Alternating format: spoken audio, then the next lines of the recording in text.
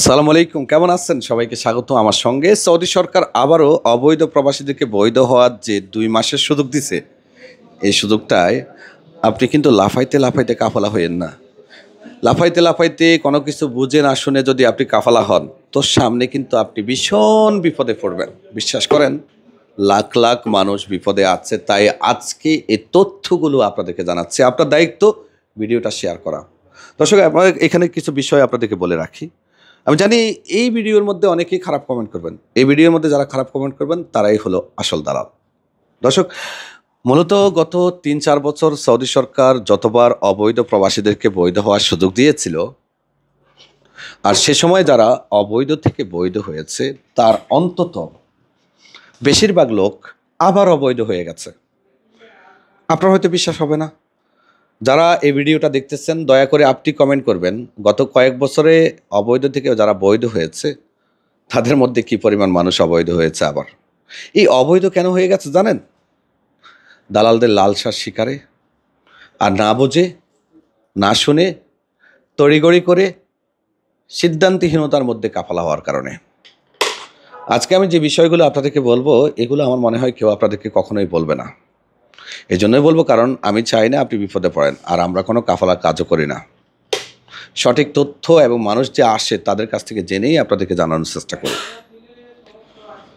আমরা বাংলাদেশিরা বেশিরভাগই সৌদি সরকার যখনই কোনো অবৈধ প্রবাসীদেরকে বৈধ হওয়ার সুযোগ দেয়, সেই সুযোগটা দালাল মারফতে নিয়ে থাকি। সরাসরি সৌদিয়ানদের সাথে কথা বলে আমরা এই কাজগুলো করি না।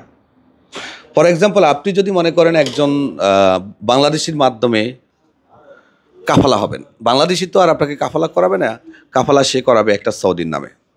তাহলে আপনাকে অনেকগুলো বিষয় মাথায় রাখতে হবে। গত কয়েক বছর যারা অবৈধ হয়েছে তাদের যে তথ্যগুলো সেগুলোর উপরে ভিত্তি করে বলছে, দেখেন, তাদের অনেককেই আমরা জিজ্ঞেস করতাম যে কফিলের নাম্বার নাই, বলে যে নাই। কারণ যিনি ওনাকে কাফালা করিয়েছে তিনি কখনোই চায়নি যে সৌদির সাথে ওই লোকের সম্পর্ক থাকুক। কারণ এজন্যই ওই মধ্যখানে যে ব্যক্তিটা আছে, তৃতীয় ব্যক্তি বা দালাল, সে চাইবে না। এজন্যই কফিলের সাথে আপনি সরাসরি যোগাযোগ করেন, এখানেও তার ফায়দা আছে, এখানে সে কিছুটা কমিশন খাচ্ছে। আর অবৈধ কেন হয়ে গেছে সেটাও বলি। বেশিরভাগ লোক ওই যে কফিলের সাথে সরাসরি যোগাযোগ নাই, দালাল মারফতে কাফালা হয়েছে অথবা মুক্তব মারফতে কাফালা হয়েছে।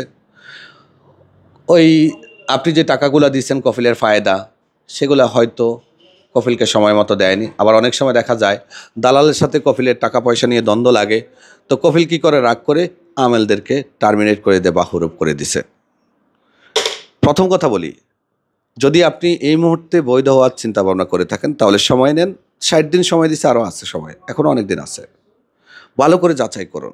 বিশেষ করে তৃতীয় মাধ্যম থেকে কাফালা হওয়ার চেষ্টা করবেন না। চেষ্টা করবেন যে সরাসরি সৌদি নাগরিকদের সাথে কথা বলে তার কাছে কাফালা হতে। সরাসরি যখন আপনি সৌদির কাছে কাফালা হবেন তখন সৌদির সাথে আপনার একটা সম্পর্ক থাকবে। যে কোনো সমস্যা হলে সৌদি আপনাকে ফোন করবে, আপনার যে কোনো সমস্যা হলে আপনি ফোন করবেন। মধ্যখানে যদি আপনি একজন ব্যক্তিকে রেখে দেন, হ্যালো ভাই, সালাম আলাইকুম ভাই, আমার এই সমস্যা, ভাই আকামা বানান না, ওই দালাল আবার ফোন করবে কফিলকে, আবার মধ্যখানে আপনাদের একটা দ্বন্দ্ব এবং ঝামেলা তৈরি হয়ে যাবে। আর যদিও কোনো দালাল মারফতে বা মুক্তব মারফতে কাফালা হন, তাহলে যেটা করবেন, এগ্রিমেন্ট করার চেষ্টা করবেন। অবশ্য কোনো দালাল সহজে চাইবে না এগ্রিমেন্ট করতে, তারপরেও চেষ্টা করবেন। কেন? দেখেন, আপনি যেহেতু তার মাধ্যমে কাফালা হচ্ছেন, অনেকগুলো টাকা দিয়ে কাফালা হচ্ছে, আপনার এই টাকার একটা গ্যারান্টি দরকার, তাই না? তাহলে বাংলাদেশি হলে তার সাথে বাংলায় একটা সাদা কাগজে এগ্রিমেন্ট পেপার তৈরি করবেন। সেখানে অবশ্যই তার মোবাইল নাম্বার, তার আকামা নাম্বার, পাসপোর্ট নাম্বার, সেগুলো উল্লেখ করে তৈরি করবেন। কেন টাকা দিচ্ছেন, কী কারণে দিচ্ছেন, আপনাকে কী কী সুযোগ সুবিধা দেওয়ার কথা ইত্যাদি লিখে দিবেন। ইত্যাদি লিখে তারপরে এগ্রিমেন্ট করে কাফালা হওয়ার যদি সম্ভব হয় চেষ্টা করবেন। আর যে সদরবদর, সে কিন্তু শুরুতেই দেখবেন আপনার সাথে সদরবদর করবে, সে দিবে না, আমতা আমতা করবে। দ্বিতীয়ত, যদি কোনো মাধ্যম হয়ে কাফালা হতে চান তাহলে কফিলের নাম্বার, কফিলের আইডি কার্ড আগে থেকে নেওয়ার চেষ্টা করবেন। কারণ কফিলের নাম্বার এবং আইডি কার্ড থাকলে আপনি অনেক সময় আপনার কফিলকে খুব সহজে খুঁজে পেতে পারবেন। তৃতীয়ত, চেষ্টা করবেন যার কাছে কাফালা করাবেন তার সাথে সরাসরি কথা বলার জন্য। তার কাছে কথা বলে নিশ্চিত হবেন যে আমি তোর এখানে কাফালা হচ্ছি, আমাকে এই লোক এভাবে এভাবে বলতেছে, এভাবে এভাবে, তুমি কি আমাকে দিবে কিনা, এইসব বিষয়টা চেষ্টা করবেন যদি দালাল মারফতে কাফালা হন। তবে সব থেকে বেস্ট হলো যে সরাসরি সৌদি নাগরিকদের সাথে কথা বলে তাদের কাছে কাফালা হওয়া। সৌদির সাথে সরাসরি কাফালা হলে আপনার সুবিধা অনেক পাবেন, ঝামেলা থাকবে না, কপিলে আপনার সাথে যোগাযোগ থাকবে, বিপদে আপদে তাকে পাবেন। তারপর এলো মুক্তব খেদামাতগুলো থেকে কাফালা হইয়েন না। সম্ভব হলে হইয়েন না। কেন? মুক্তব খেদামাতগুলো যাদেরকে কাফালা করায় তারা সৌদি নাগরিকদের কাছ থেকে মোয়াসাসাগুলো কন্ট্রাক্টে নিয়ে নেয়, যে আমি তোমার মোয়াসাসা নিয়ে নিলাম, আমি যা খুশি তা করুম।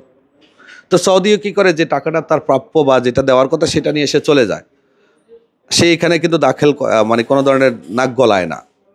ওই মক্তব খেদামাতের যে লোকটা থাকে, এই লোকটা তার মর্জি মতো যখন খুশি যা খুশি এখানে লোক ঢুকাচ্ছে, বের করতেছে। বেশিরভাগ লোক গত কয়েক বছর অবৈধ হয়েছে মক্তব খেদামাতে কাফালা হওয়ার কারণে। কারণ মক্তব খেদামাতে যিনি কাজ করে সে হলো টাকার লোভী। সে কী করে, বেশিরভাগের কথা বলছে, সব খেদামাতের কথা বলছি না, সে কী করে জানেন, ওই যে লোকটাকে ঢুকাচ্ছে, 6 মাস 1 বছর পরে টার্মিনেট করে দিয়ে আরেকজন ঢুকাচ্ছে, আপনার থেকে 6,000 পাইছে, আরেকজন থেকে 6,000 পাইছে, এইভাবে সে কিন্তু লোক ঢুকায়, লোক বের করে। আবার অনেক সময় কফিলের সাথে দ্বন্দ্ব লাগিয়ে গেলে কফিল কী করে, টার্মিনেট করে দেয়, হরফ দিয়ে দেয়, নানান ধরনের ঝামেলা করে, মুআসাসা বন্ধ করে দেয়। তাই অনুরোধ থাকবে যে কাফালা আপনার ভবিষ্যতের একটা অংশ, এই ভবিষ্যতের অংশটুকু অন্তত আপনি সময় নিয়ে করেন। মুক্তব খেদামাতগুলোতে যদি কাফালা হন, ভালো করে এগ্রিমেন্ট করে নেবেন, কী কী সুযোগ সুবিধা দিবে ইত্যাদি জেনে তারপরে কাফালা হবেন। বাংলাদেশির মাধ্যমে কাফালা হতে গেলে বাংলাদেশির সাথে, যেহেতু আপনি বাংলায় কথা বলেন, সেও বাংলায় কথা বলে, তার সাথে বুঝে শুনে তারপরে কাফালা হন। সৌদিদের কাছে সরাসরি কাফালা হওয়ার সর্বোচ্চ চেষ্টা করবেন। আমরা কোনো কাফালার কাজ করি না, তাই শুধুমাত্র আপনাদেরকে পরামর্শ দেওয়াটাই আমি মনে করি যে আমার জন্য সর্বোচ্চ সেবা। ভালো থাকবেন, আল্লাহ হাফেজ।